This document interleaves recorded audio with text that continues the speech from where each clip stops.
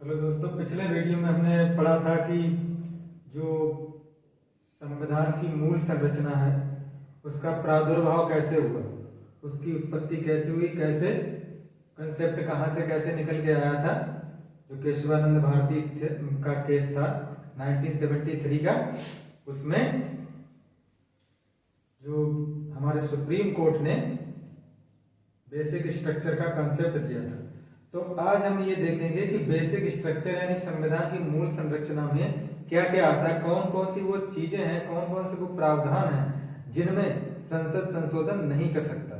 संसद उसे 368 अनुच्छेद 368 के तहत नहीं बदल सकता।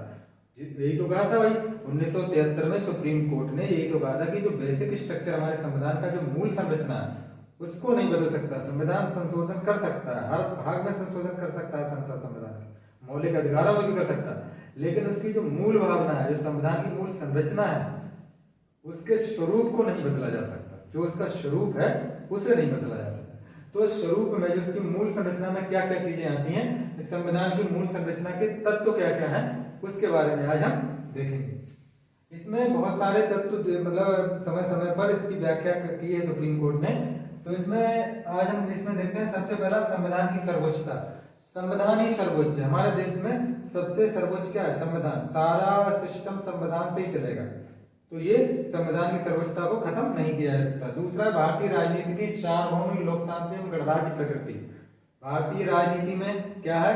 सार्वभौमिक लोकतांत्रिक एवं गणराज्य प्रकृति। गणराज्य प्रकृति पता ही है, वही जनता द्वारा हमारा जो राष्ट्र प्रमुख होता है, राष्ट्रपति, वो कहीं ना कहीं जनता द्वारा चुने गए प्रतिनिधियों से चुना जाता है। और लोकतंत्र, हम लोकतंत्र में रहते हैं, लोकतंत्र से अपने प्रतिनिधि का चुनाव करते हैं, उसी से हमारी सरकार बनती है।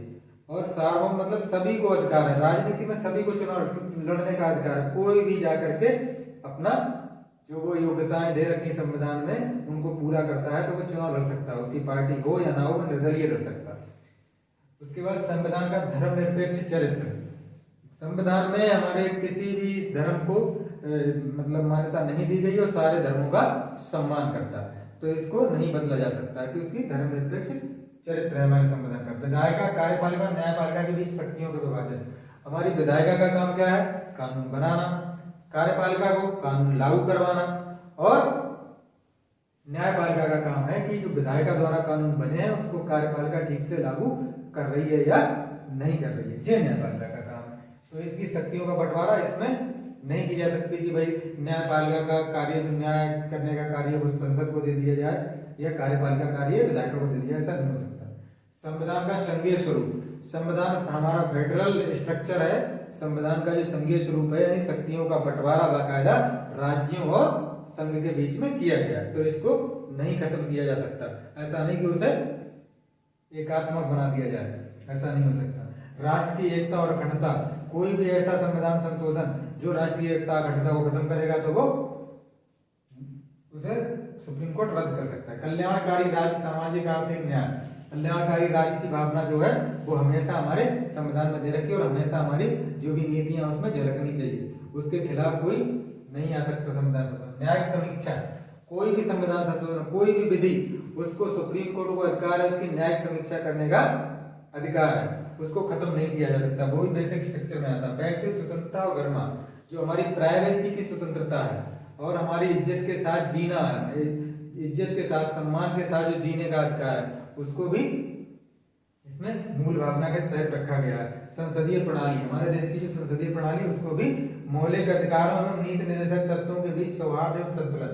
मौलिक अधिकार हमारे संवैधानिक रूप से उन्हें कानूनी रूप से लागू किया जाता है और नीति निर्देशक तत्व क्या है? वो कानूनी वैधता उन्हें प्राप्त नहीं है, लेकिन वो भी हमारे कल्याणकारी राज्य के लिए कहीं ना कहीं निर्देश सरकार को प्रदान करते हैं। कानून का शासन। कानून का शासन होगा, जो हमारा कानून है हमारा संविधान में दे रखा है उसी के अनुसार शासन चलेगा, ना कि किसी व्यक्ति के निर्देशों या नियमों के अनुसार। कोई भी व्यक्ति चाहे वो किसी भी पद पे क्यों ना बैठा हो, तो कानून का शासन ही रहेगा। स्वतंत्र एवं निष्पक्ष चुनाव। स्वतंत्र एवं निष्पक्ष चुनाव। जो चुनाव की प्रक्रिया है उसमें भी स्वतंत्र और निष्पक्ष जो चुनाव हो रहा है उसमें परिवर्तन नहीं किया जा सकता। न्यायपालिका की स्वतंत्रता। न्यायपालिका की स्वतंत्रता, जो न्यायपालिका हमारी स्वतंत्र है, उसकी स्वतंत्रता को खत्म नहीं किया जाता। उसी को लेकर के अभी जो राष्ट्रीय न्यायिक आयोग की जो क्या नाम स्थापना जो करने की संसद ने हमारी केंद्र सरकार ने बात की थी, तो उसी को लेकर जो संविधान संशोधन था उसे इसी बात पे रद्द कर दिया कि भाई ये न्यायपालिका की स्वतंत्रता का हनन हो रहा है। संविधान संशोधन की संसद की समिति की शक्ति, संविधान संशोधन की संसद की सीमित शक्ति, यानी संविधान संशोधन की असीमित शक्ति नहीं है, संसद के पास सीमित शक्ति है, सीमित मात्रा में संशोधन कर सकता है, ऐसा नहीं पूरा उसका स्ट्रक्चर ही बदल दे। न्याय तक प्रभावकारी पहुंच, सभी की न्याय तक पहुंच होनी चाहिए। ऐसा कोई नियम नहीं बनाया जा सकता कि भाई ये व्यक्ति है इसको न्यायालय में अधिकार नहीं है, सबको न्याय की बराबर पहुंच होगी। अनुच्छेद 32, अनुच्छेद 136, 141, 142 के तहत सुप्रीम कोर्ट की जो शक्तियां हैं वो भी हमारी बेसिक स्ट्रक्चर के अंतर्गत आती। अनुच्छेद 32 के तहत जो संवैधानिक उपचारों का अधिकार दे रखा है कि जिसमें कोई भी अगर किसी भी व्यक्ति के मौलिक अधिकारों का हनन हो रहा है तो वो सीधे सुप्रीम कोर्ट में अनुच्छेद 32 के तहत जा सकता है। इस अधिकार को खत्म नहीं किया जा सकता, ये बेसिक स्ट्रक्चर में आता है। 136, 141, 142 ये भी सुप्रीम कोर्ट शक्तियां, 141, 42 जो अनुच्छेद है उसमें सुप्रीम कोर्ट जो भी डिसीजन, जो भी डिग्रियां वहां से आती हैं तो उनको आगे लागू होना है। नीचे के न्यायालयों में और जो भी सुप्रीम कोर्ट आदेश देता है तो वो और जो कार्यपालिका है उसको भी उनके आदेशों को लागू करने का मतलब आदेश होता है और उसे लागू करना पड़ता है। तो ये अनुच्छेद 141 से 42 में आता है। अनुच्छेद 226 और 27, 226 के तहत क्या अनुच्छेद, हम हाई कोर्ट जा सकते हैं अपने मौलिक अधिकारों के अगर हनन होता है तो उसको, जैसे अनुच्छेद 32 के तहत हम सुप्रीम कोर्ट में जाते हैं उसी तरह अनुच्छेद 226 के तहत हम हाई कोर्ट में अपने मौलिक अधिकारों का हनन होने पर हाई कोर्ट में जा सकते हैं। अनुच्छेद 226 तो ये भी मौलिक मतलब मौलिक अधिकारों के ये भी बेसिक स्ट्रक्चर अनुच्छेद 226 के बेसिक स्ट्रक्चर के अंतर्गत आता है।